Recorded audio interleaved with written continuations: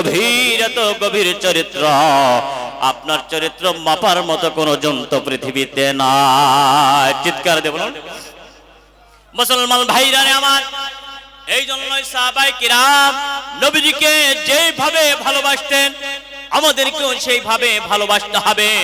কিয়ামতের ময়দানে আল্লাহ পাক রব্বুল আলামিন বলবেন, নবী আপনি শাফায়াত করেন, সুপারিশ করুন।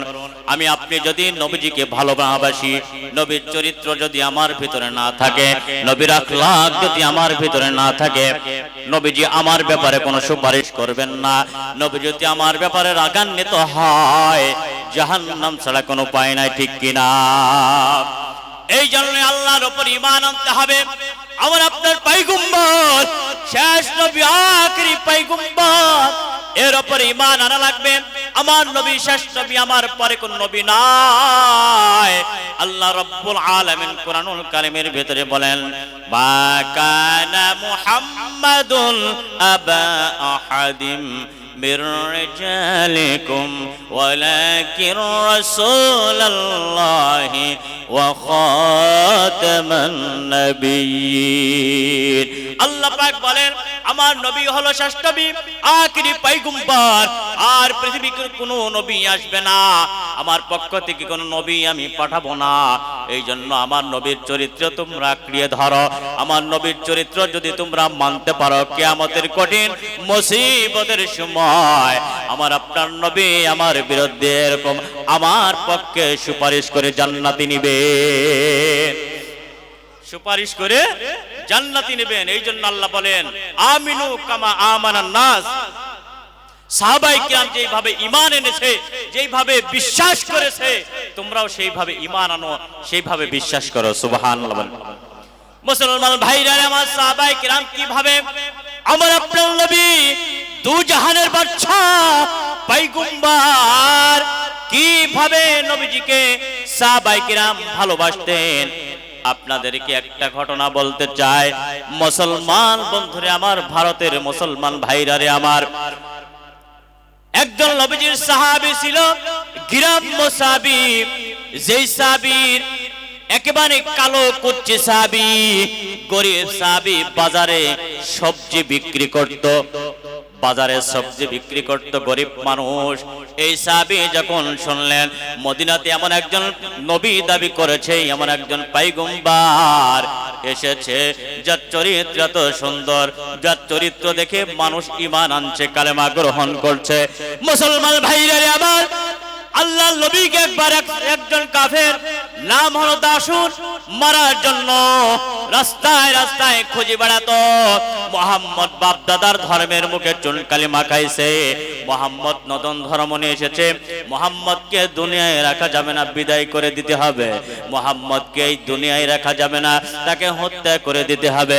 মুসলমান ভাইরা আমার নবী দিনের দাওয়াত দেওয়ার পর এরকম ভাবে দ্বীপ্রহারের সময় যখন রৌদ্রটা মাথার উপরে, রৌদ্রের তাপ, আরবের তাপমাত্রা বেশি, আমার নবীজি একটা গাছের নিচে আরাম করতেছেন, আমার নবী ঘুমিয়ে আছে।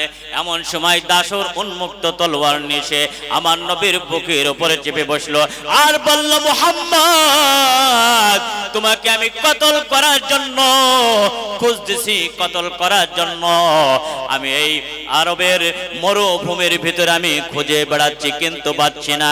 এখন তোমাকে পাইলাম মুহাম্মদ, বলো তো দেখি আমার হাত থেকে তোমাকে কে বাঁচাবে? দাসুর উন্মুক্ত তলোয়ার আমার নবীর গলায় লাগাই দিয়েছে, বুকের উপরে চেপে বসেছে।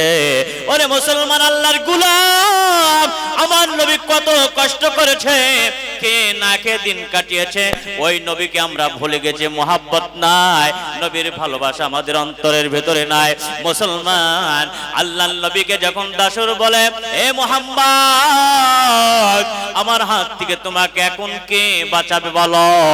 কেউ বাঁচাইতে পারবে না। আল্লাহর নবী এরকম ভাবে দেখতেছে, দাসুর গলার উপরে ছুরি লাগাই দিয়েছে, ছুরি নিয়ে প্রস্তুত হয়ে আছে। আল্লাহর নবী আল্লাহু আকবার দিয়ে যখন এরকম ভাবে ঝাড়া দিয়ে উঠে পড়েছে, দাসুরের হাত থেকে ছুরিটা এরকম ভাবে পড়ে গেছে।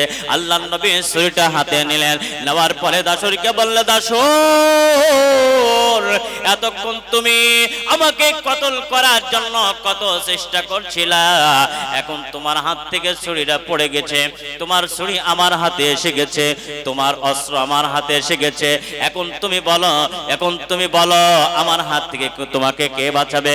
আমি তো বলেছিলাম তোমার হাত থেকে আমার আল্লাহ বাঁচাবে, আমার রব আমাকে বাঁচাবে। সুবহানাল্লাহ বলেন। বিপদ থেকে মুক্ত করার মালিককে, সাহায্য করার মালিককে আল্লাহ পাক বলেন ওয়া কানা হাক্কান আলাইনা নাসরুল মুমিনিন। আল্লাহ পাক রব্বুল আলামিন বলেন মুসলমান বান্দা বান্দিরা যখন দ্বীনকে প্রতিষ্ঠিত করার জন্য ইসলামের দাওয়াত নিয়ে, যখন কোরআনের দাওয়াত কালিমার দাওয়াত নিয়ে যায়, এই সময় যদি বিপদে পড়ে যায় আমি আল্লাহ রব্বুল আলামিন তাদেরকে সাহায্য করা আমার জন্য ওয়াজিব হয়ে যায়, তাদেরকে সাহায্য করা ওয়াজিব হয়ে যায়।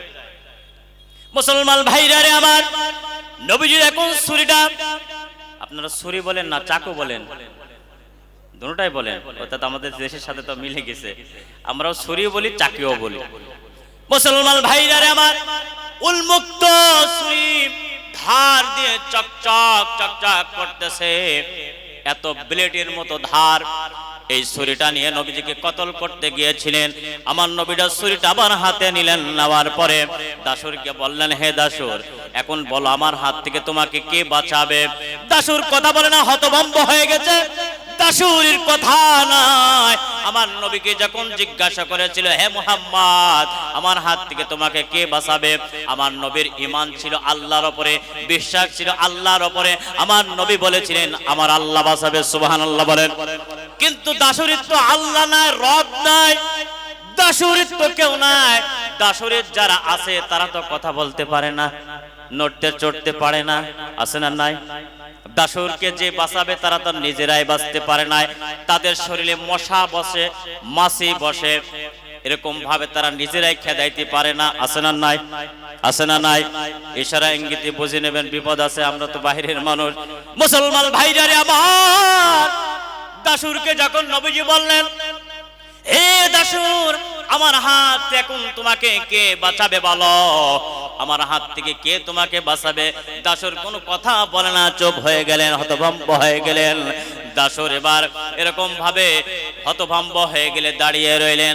আমার নবী একটু পরে ছুরিটা পাশে রেখে দিলেন, দেওয়ার পরে আমার নবী দাসুরকে বুকের সঙ্গে লাগাইয়া আল্লাহ নবী দাসুরকে চুমা খাইলেন। বলেন সুবহানাল্লাহ।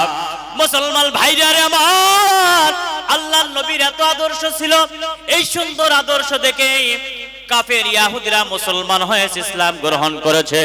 দাসুর এবার চোখের পানি ছেড়ে দিয়ে অস্ত্রসিক্ত নয়নের আকদিগুলো ঝরে ঝরে পড়ছে, দাসুর এবার চোখ দিয়ে পানি বাহির হয়ে গেছে।